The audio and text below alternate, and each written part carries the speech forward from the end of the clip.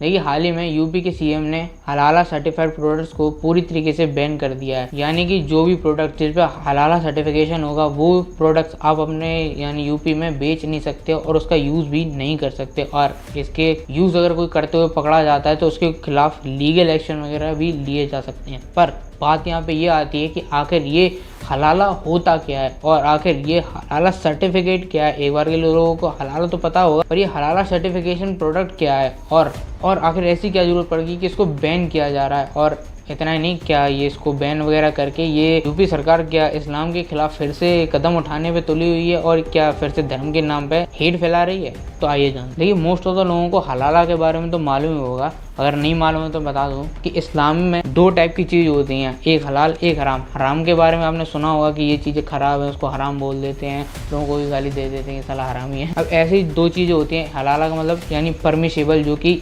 Legal चीज़ मान लीजिए, या फिर और हराम होती है या फिर क्या है इल्लीगल जो कि इल्लीगल है, उसको नहीं करना चाहिए, जो खराब चीज़ें हैं वो। अब जैसे इस्लाम में हराम होता है, जैसे सूअर का मांस खाना इन्हें हराम कहा जाता है, मेकअप करना इनके लिए हराम है, शराब पीना इनके लिए हराम है और ऐसी कई सारी चीज़ें जो इनके लिए हराम है। वहीं यहाँ पे काफ़ी ज़्यादा हलाल चीज़ें होती हैं, इनके जस्ट अपोजिट जो कह दो वो हलाल चीज़ें होती हैं जो कि प्योर होती हैं, जो अच्छी होती हैं, वो हलाल कही जाती हैं। अब यहाँ से आप हलाल और हराम के बीच में थोड़ा बहुत अंतर समझ गए होंगे। यहाँ पे प्रोडक्ट का क्या मतलब है और इसकी क्या ज़रूरत है, अब वो समझ लेते हैं। देखिए जैसा कि आपको मालूम होगा कि हमारे देश में जितने मुस्लिम्स हैं वो ऑलमोस्ट सारे कन्वर्टेड हैं। वो असली मुस्लिम नहीं है जो अरब से आए हुए हैं, काफ़ी टाइम पुराने से हैं पर फिर भी कन्वर्टेड हैं। और जो हाल ही में हुए हैं, जो चावल वगैरह के चक्कर में या फिर पैसे वगैरह के चक्कर में जो फिलहाल कन्वर्ट वगैरह हुए हैं, उन्हें इतना हलाल और हराम के बीच में फ़र्क नहीं पता होगा। और पता भी होगा कि डेली लाइफ में कौन कौन देख पा रहा है, बहुत ज़्यादा झंझट होते हैं। इसीलिए काफ़ी साल पहले हमारे यहाँ पे एक लॉ निकाला गया था कि अगर किसी इंसान को या फिर बाहर की कंपनियों को भी खाने वगैरह की, मेडिसिन वगैरह की या फिर मेकअप वगैरह की ऐसी चीज़ अगर बेचनी है, सबसे पहले उस पर हलाल सर्टिफाइड होना चाहिए। अगर वो चीज़ हलाल सर्टिफाइड प्रोडक्ट है तो ही उसको इंडियन मार्केट में बेचा जा सकता है, वरना नहीं बेचा जा सकता। अब ये सारी रिस्पॉन्सिबिलिटी उसको चेक करना कि हलाला सर्टिफाइड है या नहीं है, वो सारी उनकी काउंसिल वगैरह को दे दी गई। जैसे चेन्नई बेस्ड है, एक मुंबई बेस्ड काउंसिल है और दिल्ली बेस्ड काउंसिल है। ऐसी कई सारी बेस्ड काउंसिल्स हैं हलाला की सर्टिफाइड प्रोडक्ट जो चेक करती हैं। ये सारी चेक करती हैं कि वो इस्लाम के रूल्स वगैरह और जो बुक वगैरह में लिखा है वो सारी चीज़ों को मीट करती हैं, उनसे सही है ना, तो ये उन्हें सर्टिफिकेशन दिया जाता है, वरना उन्हें नहीं दिया जाता। इवन कोई मार्केट वाला या फिर दुकानदार वगैरह भी नहीं बेच सकता। जैसे गोश्त वगैरह की दुकानें जो कुछ हिंदू वगैरह ही चलाते होंगे कुछ, उनकी दुकान में ये सारी सामान बेचने के लिए उन्हें सर्टिफिकेट मिलेगा तो ही वो बेच सकते हैं, मतलब कि इस्लामिक लोग या फिर मुस्लिम लोग खरीद सकते हैं, वरना उनसे कोई खरीदेगा नहीं, यानी मुस्लिम होगा। पर अब इस चीज़ से प्रॉब्लम क्या है, देखिए जैसा कि मैंने आपको बताया कि जब तक उस पर हलाल सर्टिफिकेशन नहीं होगा तब तक मुस्लिम लोग उसे नहीं खरीद सकते। यहीं से जो है वो मेन डिस्क्रिमिनेशन शुरू हो जाता है, क्योंकि ये सिर्फ खाने वगैरह की और मांस मच्छी वाली चीज़ों पे नहीं है, ये हर दूसरी चीज़ पे, जैसे कि मेकअप्स हो गया या फिर कपड़े वगैरह की चीज़ें हो गई या फिर मेडिसिन हो गई या फिर फ्रूट्स वगैरह, वेजिटेबल्स वगैरह, ये सारी चीज़ों या फिर पानी वगैरह पे भी ये लोग उल्टी सीधी हरकतें करते हैं कि हलाल है हराम है। इन सारी चीज़ों पर भी हलाल सर्टिफिकेशन लगना ज़रूरी होता है। अब आप मान लीजिए किसी हिंदू की दुकान है, वो उसे हलाल सर्टिफिकेशन नहीं मिलेगा, क्योंकि ऑलरेडी यहाँ पे जो काउंसिल वगैरह हैं जो लोगों को हलाल सर्टिफिकेशन या फिर सर्टिफिकेट देती हैं, वो ऑलरेडी वहाँ पे सारे मुस्लिम्स होते हैं, तो वो एक हिंदू को सर्टिफिकेट क्यों देंगे, ऑलरेडी उनके लिए वो तो हराम ही हो गया, जो काफिर है तो उनके लिए हराम ही है।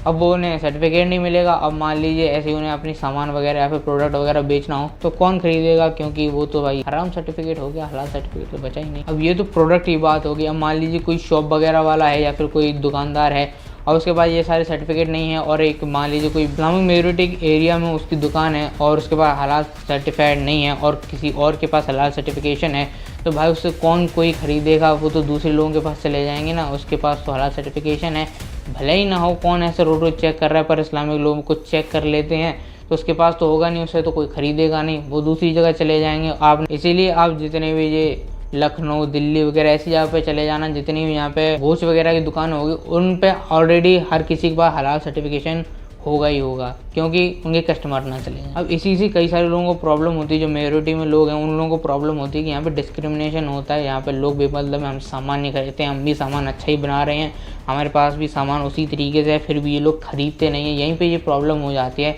इसीलिए कुछ समय पहले यानी 17 नवंबर को लखनऊ के हजरतगंज में एक कंप्लेंट फाइल की गई, जिसमें भारतीय जनता युवा मोर्चा के एक सदस्य शैलेंद्र कुमार शर्मा ने एक पुलिस स्टेशन में अपील FIR दर्ज की कि यहाँ पे कुछ लोग मॉल में 3-4 कंपनी ऐसी है जो मॉल में हलाल सर्टिफिकेट वाले प्रोडक्ट को बेच रही है और यहाँ से वो डिस्क्रिमिनेशन कर रही है और बहुत ज़्यादा प्रॉब्लम चल रही है। जिसके बाद इस चीज़ को STF को दे दिया गया, यानी स्पेशल टास्क फोर्स को उसको हैंडल ओवर कर दिया गया। कुछ ही समय पहले यानी अभी सैटरडे को ऐसी न्यूज़ आई कि यूपी ने हलाल सर्टिफाइड प्रोडक्ट को यूपी में बैन कर दिया गया है। अभी किसी कम्युनिटी या फिर रिलीजन के अगेंस्ट है या नहीं है उस पर तो मैं कुछ बोल नहीं सकता, पर यहाँ पे एक बात है कि अगर आपको अपना सामान अगर एक्सपोर्ट करना है तो उस पर हलाल है हराम है उससे कोई दिक्कत नहीं है, वो हो सकता है, उस पर कोई बैन नहीं है।